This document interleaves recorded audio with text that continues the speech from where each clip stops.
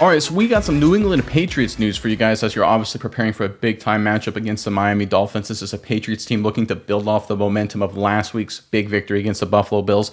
But it doesn't look like the Patriots are done making big changes to their roster. In fact, they may be potentially preparing to make massive moves at the trade deadline with just a few short days away from the deadline. And we've got a report from Boston.com to highlight that. Mice, if you throw it up, I will read from it. Speaking on 98.5 The Sports Hub's Zolik and Bertrand on Thursday, Sports Illustrated's Albert Breer, who's a really smart guy, he's really plugged in, said that New England will leave no stone unturned as Bill Belichick and his staff ponder their next move.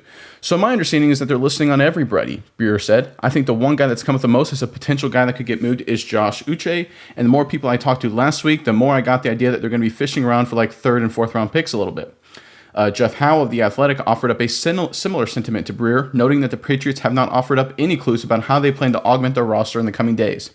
The 2-5 New England Patriots are a wild card, Howe wrote. Based on their activity with the other teams, opposing executives can't figure out if they're tilting more in the direction of buyers or sellers. But it does appear the Patriots are laying the groundwork to do something. All right, and that something, of course, is the key element here. It looks like the Patriots are preparing to make a big move at the trade deadline, just a few short days away. Obviously, I think a lot of it's going to depend on how they perform against Miami. They could be buyers, could be sellers, a lot of options available for New England. Myers, I'm curious what your thoughts are on this story, but before I hand it over to you, Patriots fans, look, obviously, big game against the Dolphins. This was a really kind of down-to-the-wire struggle earlier this season. Patriots really, I felt, barring some turnovers, they had a great chance to win that football game. Give us your prediction. Patriots versus Dolphins. Patriots coming off a win, Dolphins coming off a loss. Could be a season-changing win for New England if they pull it off. Give us your prediction, Miami versus New England, in the comment section below. But Miles, what do you think of this story and just what the Patriots could potentially be doing at the deadline, being buyers or sellers? No, I think it's a really interesting story because it's the New England Patriots we're talking about.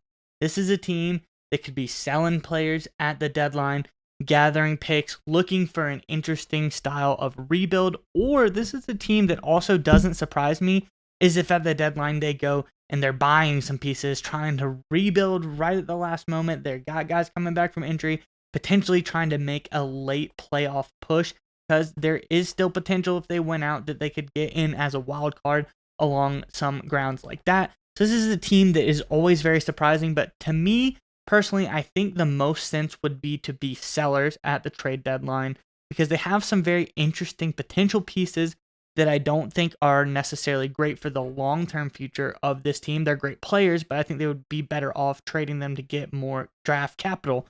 But then you look at this team as a whole, who knows, is Mac Jones the future at the quarterback position? I don't know if for sure there or not. I think there's also a better receiving core that could be gotten.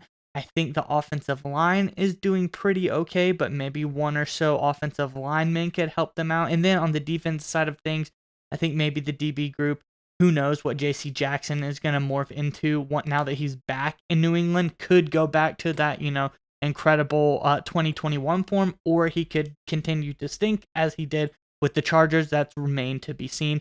There's a lot of interesting pieces, I would say, here as far as things with the Patriots go, but I think Josh Uche is the one that really stands out to me as a guy that could be traded, has a lot of value, had an excellent season last year with 12 sacks, but I think that he could bring some value to this team, not necessarily the guy that, is going to do you great long-term future because he's more of a rotational pass rusher at this point in time.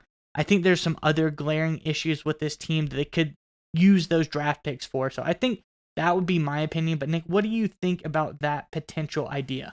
Well, I think Uche makes the most sense because this is an ultimate opportunity for New England to sell high because Uche, like you said, had a great season last season. Not really so far. Now, he's a good player, but not going up to the same level of production. You could get a potential contending team to overpay for Uche. Maybe you get more than a fourth-round pick. Maybe you even get a second or third-round pick out of it. Stranger things have happened. So selling Uche high here is, I think, just good business in terms of roster construction since for the Patriots if they pull it off. But in terms of just being a buyer or a seller, I wouldn't be surprised, and again, it depends how they look against Miami, if they're actually aggressive and maybe bargain bin shop a few other assets on other teams. We saw Jalen Reagor get elevated to the active roster. Now, look, I know Jalen Reagor is nothing special, but this is a new addition to the Patriots offense, and we do know that this New England offense is a work in progress. They were terrible the first number of games of the season. They looked pretty darn good. Mac Jones had the best performance of his season, maybe of his career by far against Buffalo. In fact, of all the quarterbacks last Sunday, I think he had the best performance out of anybody. If they can build off of that for the future, this team can make some noise. And there are two kind of things about this Patriots team that haven't really been talked about. Number one, they play an absolutely and have played a brutal schedule. Their schedule, just by default, will lighten up the second half of the season. Number two, they have been ravaged by injuries, especially on the on the offensive line. And they've been having to just like patchwork things together. I mean, you look at the Saints in the Dallas game, it was just Mac Jones. I mean, Mac Jones played terrible, but they just didn't have a chance. Even if he had played great, they would have gotten 3 points instead of 0, or 10 points instead of 3. Like, there wasn't going to be any way to have any sort of success just due to the injuries they had. Now a lot of those injury issues are being resolved. We're seeing more guys coming back into the fold. I think the Patriots could potentially be buyers Monday or Tuesday, depending on what's set up here. And I think that's what we're seeing from other NFL executives. They don't know what the Patriots are doing, which actually puts Bill Belichick in a good position, right? Because he seems to make the best moves when no one knows what's going on. I think he has a great chance to maybe sell high on some assets like Uche, but potentially buy low on some other guys and potentially upgrade the roster both in the short and the long term. And speaking of the long term, how about a few numbers for you right now? The New England Patriots in 2024 next season have the third most cap space out of any team in football, $79 million. But here's the real kicker.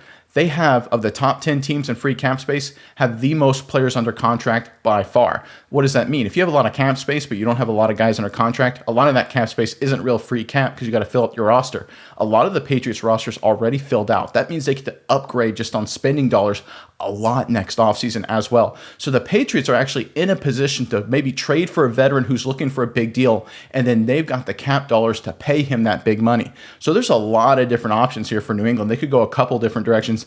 I think it depends how they perform against Miami, Miles. I think there is an opportunity for them to pull off a big trade to add guys onto the roster as well.